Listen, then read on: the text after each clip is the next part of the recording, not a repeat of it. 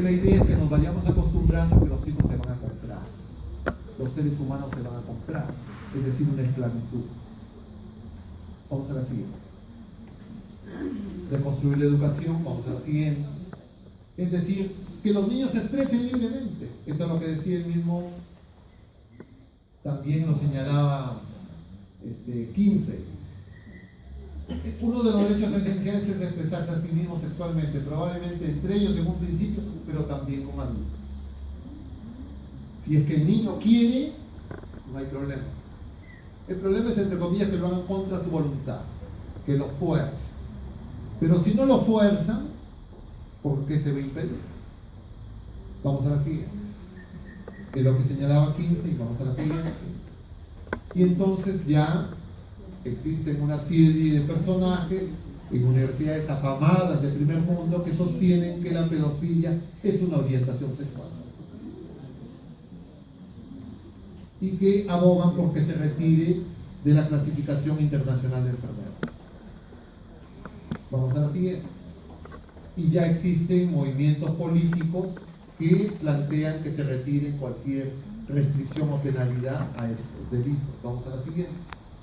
Y entonces, inclusive la Asociación de Psicólogos Americanos, en una de sus reuniones, luego dijo que era por error, había señalado en su documento que son injustamente estigmatizados y demonizados por la sociedad, y los niños no son inherentemente incapaces de dar su consentimiento.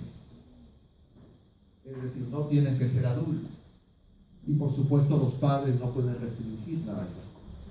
Entonces, cuando ellos hablan de educación de derechos sexuales y reproductivos, lo que están planteando como derechos sexuales es eso, desde la edad en que, entre comillas, quieras decidir. Y por eso los niños desde pequeños, y los padres se alegran, le dicen que son autónomos, que son independientes. Y entonces los padres, que ni siquiera se dan cuenta de lo que están repitiendo sus hijos, los alientan. Vamos a la siguiente. Ya hay movimientos, uno muy conocido, la NAMBLA, que promueven esto abiertamente. Vamos a la siguiente. Y propaganda pública en algunos países, este es en el caso de Barcelona, en el metro de Barcelona. Vamos a la siguiente. Vamos a la siguiente. Vamos a la siguiente. Vamos a la siguiente. Entonces, consecuencias creo que caen de maduras, ¿no es cierto? Vamos a la siguiente. Los padres ya no van a tener que ver nada con la educación de sus hijos. Van a alcanzar su sueño, porque actualmente ya los padres han tercerizado sus responsabilidades en la educación de sus hijos. En el sistema educativo formal y en el sistema educativo informal. Y los padres ven como un logro que sus hijos utilicen videojuegos, celulares, con más habilidad que ellos. Y esos aparatos dañan el cerebro, producen dependencia, pero los fabricantes no producen, no emiten ninguna advertencia a pesar de que esto está documentado. Entonces los padres felices porque los niños no los molestan. Entonces es común ver que un niño empieza a llorar y lo primero que hace la mamá y el papá le da el celular. Y tal vez ustedes también lo están haciendo, sin darse cuenta del daño que le están haciendo a sus hijos. Entonces, se ha convertido en peligroso el sistema educativo formal. Colegio, sistema universitario, peor. Es peligroso todo lo que sean mensajes que vengan por estas redes sociales, por el aparato mediático. Y los padres están demasiado agotados para asumir la tarea de educar a sus hijos. En gran parte porque ellos no tienen formación en estos campos. Entonces se sienten temerosos. Vamos a la siguiente. No, la anterior. La libertad de cátedra, vamos a la anterior. Ahora no quiero retroceder. Se ha impuesto en las universidades esta visión relativista de la posverdad. Cualquiera que se atreva a hablar firmemente de la verdad es denunciado de homofóbico, de una persona que tiene un discurso de odio, y en algunas universidades, en muchos países desarrollados, es causal para separar a estos profesores. Y acá estamos en ese camino. A la libertad de expresión, hay países, y acá también se quiso pasar en el gobierno anterior de Kuczynski, una copia de la ley Mordaza. Es decir, que cualquiera que critique esto es denunciado y puede ser multado y penalizado con prisión efectiva. Eso decía la ley que el gobierno anterior, sobre pretexto de reformas económicas, introdujo en el paquete de decretos legislativos, que felizmente el Congreso desactivó. Ahora también en el paquete de decretos legislativos se han introducido como 5 leyes que buscan eso, incluido prohibir la libertad, limitar y restringir la libertad religiosa. Vamos a la siguiente.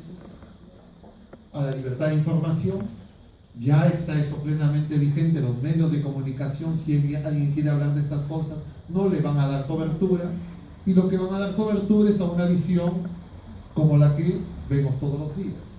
Y los periodistas son formados y adoctrinados en estos mensajes. A la libertad religiosa, restringiendo, como este decreto legislativo, perdón, un proyecto de ley que un congresista del partido de gobierno ha presentado en el Congreso de la República. Y a libertad de conciencia. Cada vez más obstáculos a alguien que se atreva a criticar estas cosas. Vamos a la siguiente. Bueno, ahí se acabó.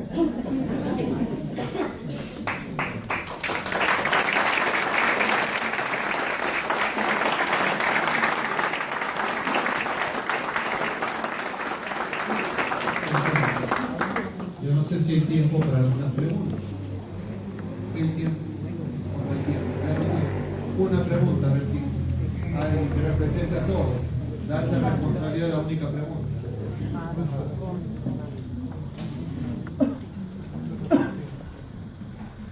Buenas noches. Ante todo, agradecer su exposición, muy clara, muy didáctica. Debo felicitarme de estar presente esta noche. Pero mi consulta va a esto, hermano.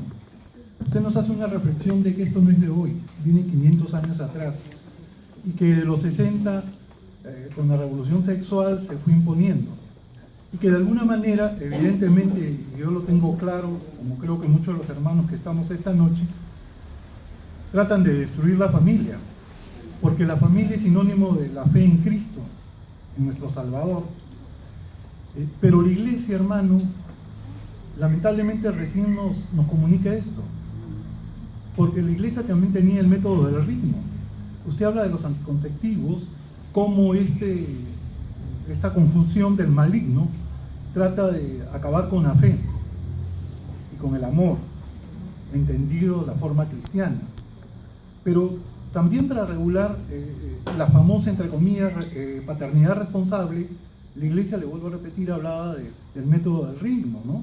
Y entonces, de alguna manera, debo entender que la iglesia también, de alguna manera, fue subyugada, fue atraída por estas falsas ideas, porque en realidad son falsas, ¿no? Entonces, esa es mi reflexión, y en todo caso, felicitarlo y que se divulgue más, ¿no? Para comprometernos en divulgar esto. Gracias. Vamos a hacer un comentario muy importante de la intervención. Miren, ve, esto tiene por lo menos 5 siglos, ¿ya? El primer punto, esto empieza con la Reforma Protestante, con Lutero, ¿ya? Lo que se busca es eliminar la tradición,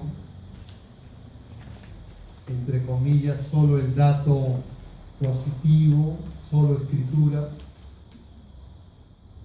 y menguar la autoridad de la iglesia, especialmente de la jerarquía. La crítica de Lutero a las indulgencias era correcta. Lo paradójico es que después todo este movimiento derivado de Lutero estandarizó lo que llamamos diezmos, que son equivalentes a lo que él criticaba y que la iglesia superó. Entonces no se produjo una reforma, sino se produjo un cisma. Un cisma que lo primero que hizo fue cuestionar a la iglesia. Y cuando cuestiona a la iglesia, cuestiona a la familia. Porque a partir de este cisma se introdujo el matrimonio civil. Existía hacia el siglo XVI el matrimonio sacramental. El protestantismo, Lutero, negaron el matrimonio como sacramento. El único sacramento válido era el bautismo, ninguno de los otros sacramentos. Y entonces eso dio pie para que el Estado instaurara el matrimonio civil. Y entonces la gente empezó a entender que el matrimonio era un mero contrato, una mera relación comercial que si no convenía se disolvía, no era sagrado. No era la unión de dos personas, varón y mujer en Cristo, en una alianza, como la Trinidad Santísima, Padre, Hijo y Espíritu Santo, porque nosotros somos imagen de Dios, no como personas individuales, sino como seres en relación, como seres en comunión, y la familia es signo del amor de Dios. Y entonces, otra segunda vuelta de tuerca de esto fue la Revolución Francesa. La Revolución Francesa apuntó ya no a cuestionar solamente a la iglesia, sino que agrega un cuestionamiento a Dios providente, al teísmo, y instala el deísmo. Es decir, Dios no interviene en la vida cotidiana de la gente, es el Dios relojero. Dios creó y después cada quien hace lo que le da la gana. Dios no interviene en la vida cotidiana. Luego la revolución bolchevique. ¿Qué niega a Dios? El marxismo niega a Dios, ya no hay Dios. Y entonces lo que estamos viviendo ahora no solo es ya se ataca a la iglesia, se ataca a Dios, ahora se ataca a la propia persona humana, imagen de Dios. Y se quiere hacer de la persona humana un mero individuo. La iglesia, en el año 68, y este año se cumplen 50 años, emitió una encíclica histórica del Papa Pablo VI, que este año va a ser canonizado, que la Humane Vitae, y dijo claramente todo esto que estamos señalando. Pero los creyentes desobedecieron a la iglesia. Que lo hicieran los ateos, que lo hicieran los agnósticos, que lo hicieran los protestantes.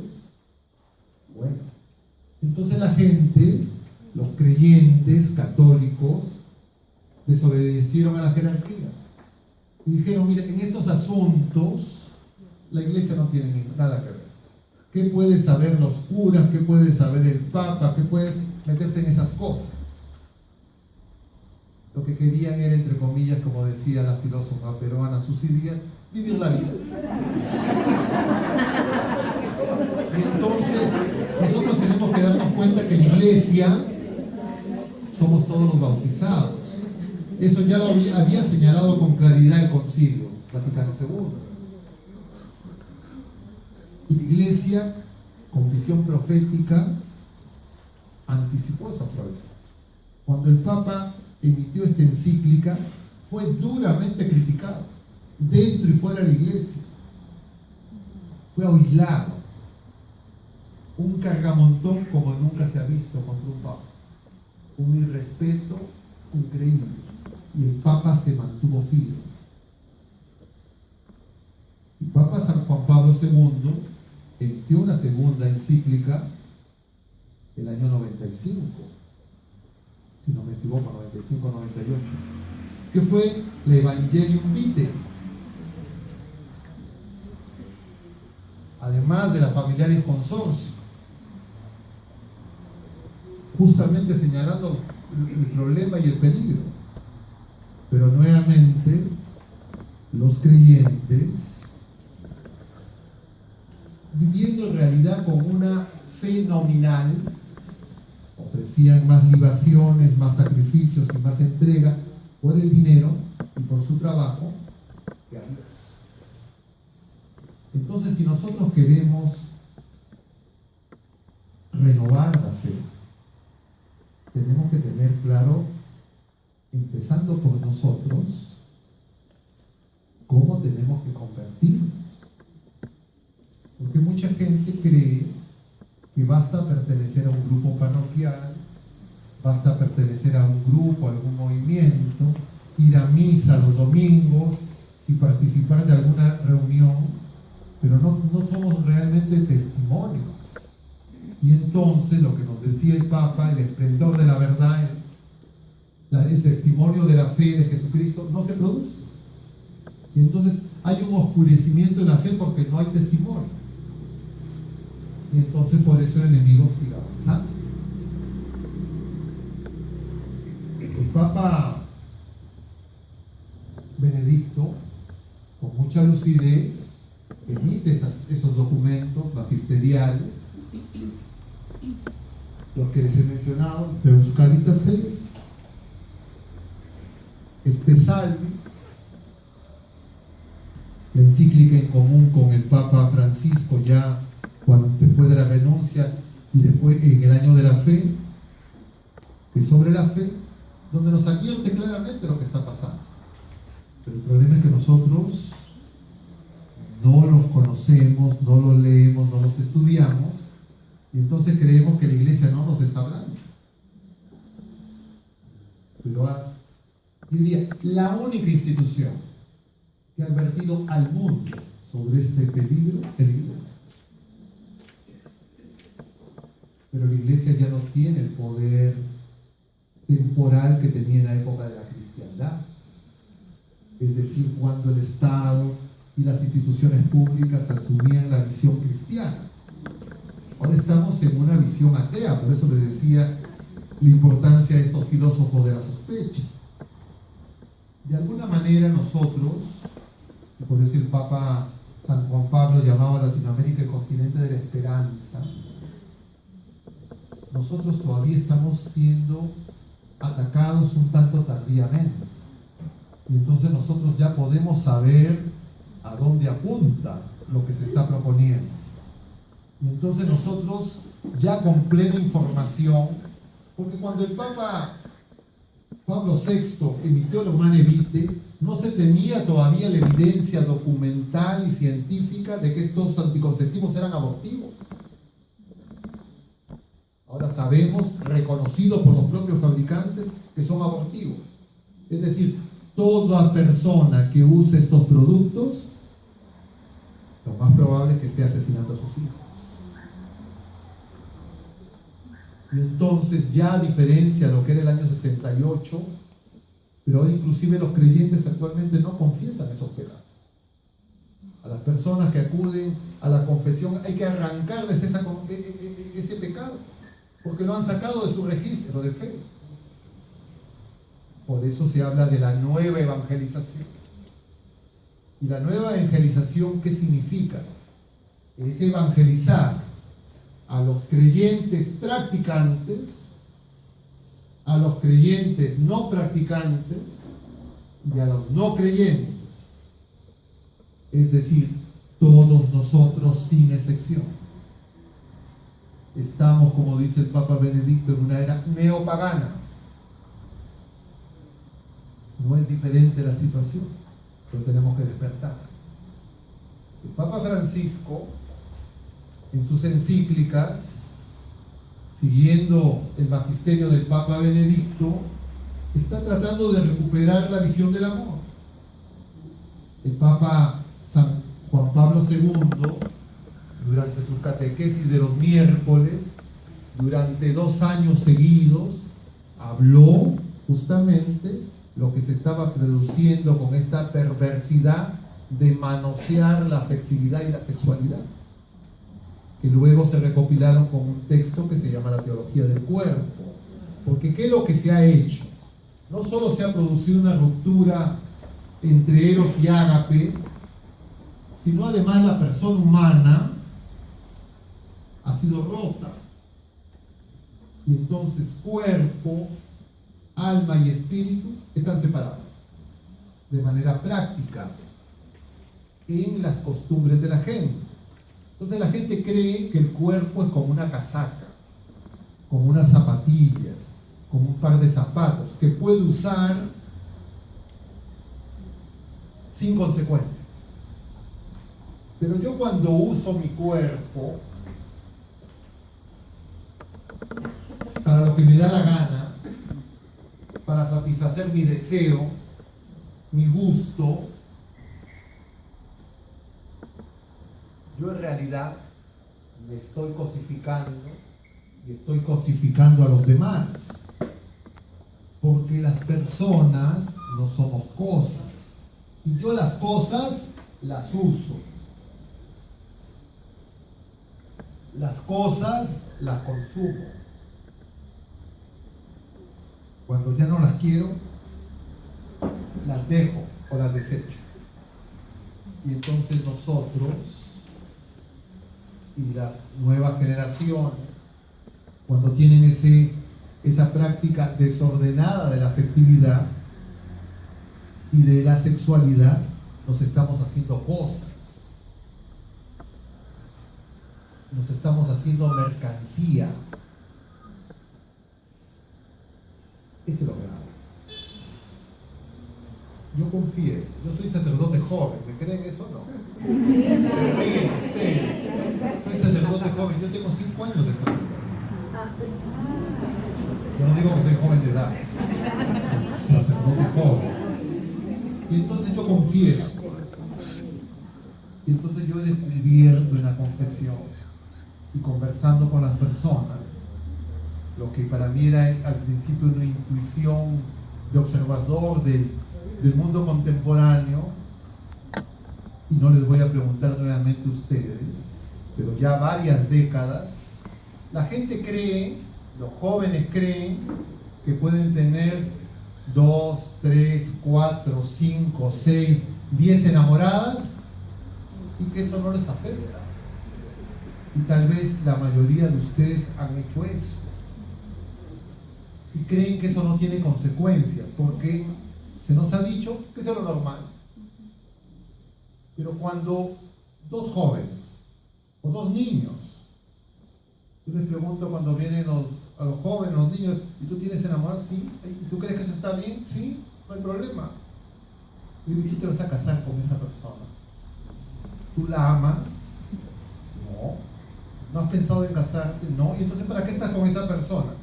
Porque quiere usar su cuerpo, porque le gusta su cuerpo, porque tiene una visión de un Eros sin ágape.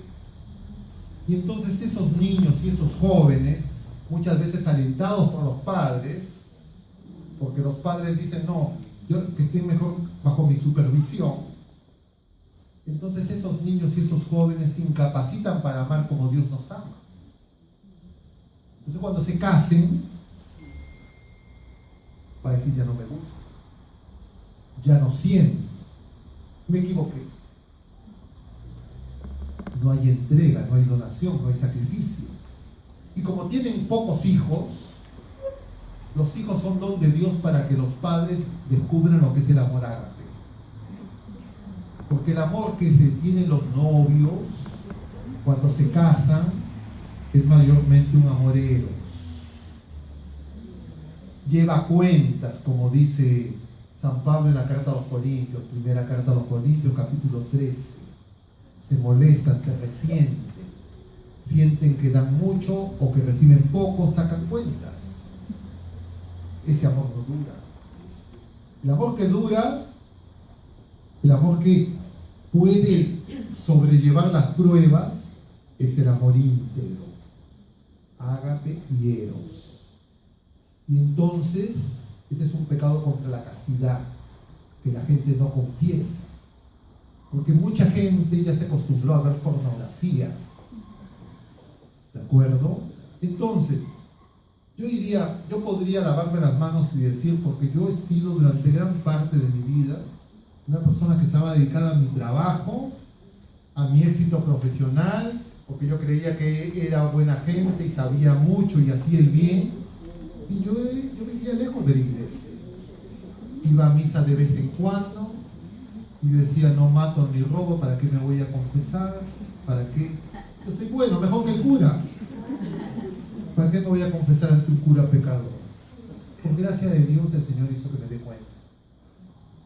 Y entonces por eso estoy convencido que es un grave error señalar y creer que el problema está en los demás.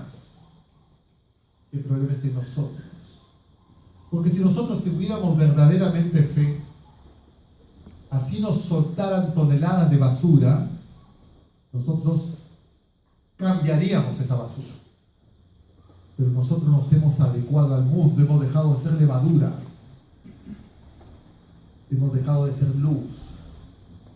Y entonces lo que necesitamos es una auténtica y profunda conversión.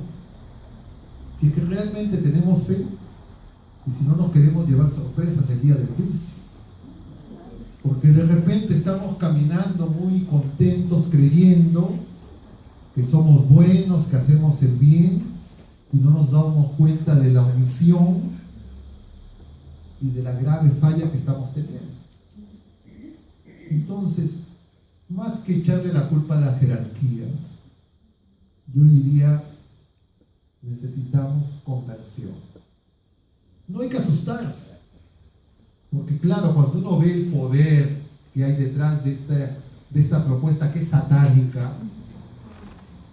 porque busca construir la ciudad de Satanás, como dice San Agustín, que se funda en el amor a uno mismo hasta el desprecio de Dios, y no la ciudad de Dios, que es el amor a Dios hasta el desprecio de nosotros mismos. Si nosotros no nos convertimos, claro, estamos perdidos, pero si nosotros nos convertimos, solo los que estamos acá transformamos el mundo. Porque la iglesia que transformó el mundo pagano y con las mismas prácticas y costumbres que ahora se quieren imponer, era menos que nosotros, con menos información que nosotros, con menos recursos que nosotros, pero con más fe.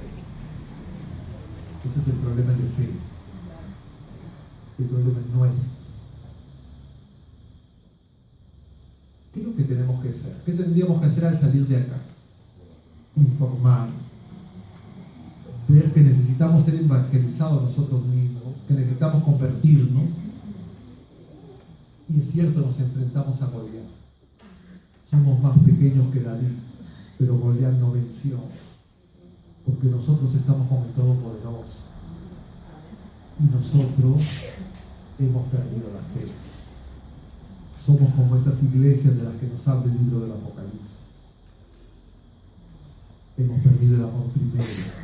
Estamos tibios. La gente, nuestra fe, nosotros creemos en el amor, nuestra fe es eucarística. Lo que yo me he dado cuenta y he aprendido, sí, gracias, ya sé que faltan 5 minutos, hace 10 minutos. Voy a terminar con esto.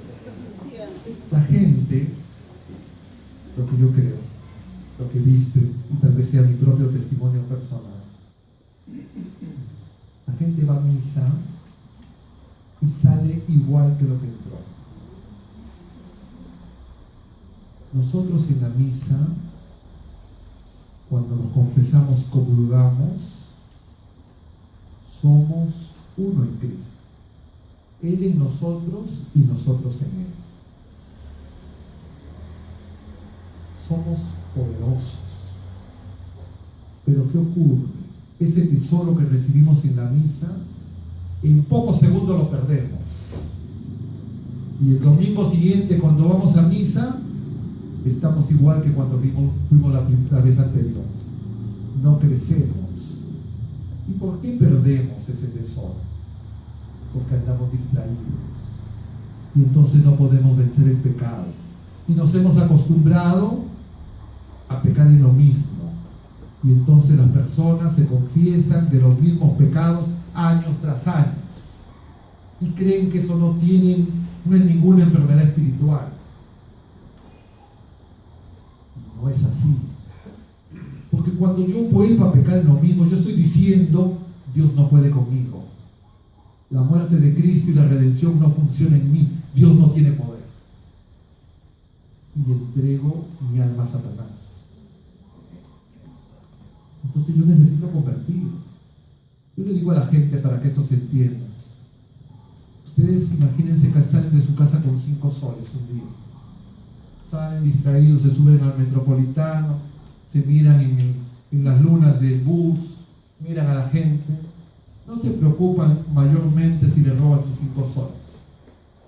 Imagínense que otro día salgan con 100,000 soles. Van a salir igual. Se van a subir al Metropolitano con 100,000 soles en el bolsillo.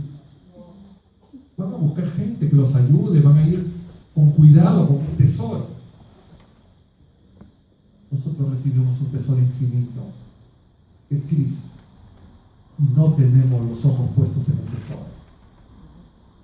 Nos empezamos a fijar en nosotros mismos, a fijarnos en los demás y a criticar, y entonces ese tesoro nos lo roba Satanás.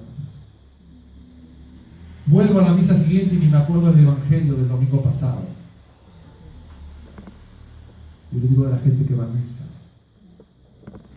Entonces no podemos crecer espiritualmente. Y entonces por eso no sabemos perdonar. Y por eso andamos divididos. ¿No vemos nuestro país dividido que parece una guerra civil? Lleno de odio, de venganza. Eso no pasa solamente en la esfera pública. Eso pasa también dentro de la familia, dentro de los grupos de amigos, dentro de los esposos. ¿Y por qué no podemos perdonar? Porque no sabemos amar. Porque el amor de Dios, el amor pleno, perdona todo. Disculpa sin límites, dice San Pablo. Aguanta sin límites. Nosotros no amamos así. Yo tengo la prueba de que yo soy un hipócrita. Y el Señor nos dice, y San Juan de la Cruz nos lo ha revelado, que al final de nuestra vida vamos a ser examinados en el amor, no en cualquier amor. Entonces, como nuestra agape es pequeño, nos consolamos, como denunciaba Marx, haciendo caridad una vez al año. Entonces en Navidad colaboro con la chocolatada y con eso tranquilizo mi conciencia. Pero no sostengo, no tengo fuerza, porque ese amor de Dios es el Espíritu Santo que se nos derrama en nuestro corazón. Pero si yo no estoy convertido, si mi oración es para que ni siquiera me dé la gripe y no para que Cristo reine, para que se instaure el reino de Dios, es decir, que Cristo reine en mí, lo que decía San Pablo, ya no soy yo quien vive. Entonces tenemos que dejarnos de cosas, porque si no agarremos, porque está ahí la iglesia como la adúltera,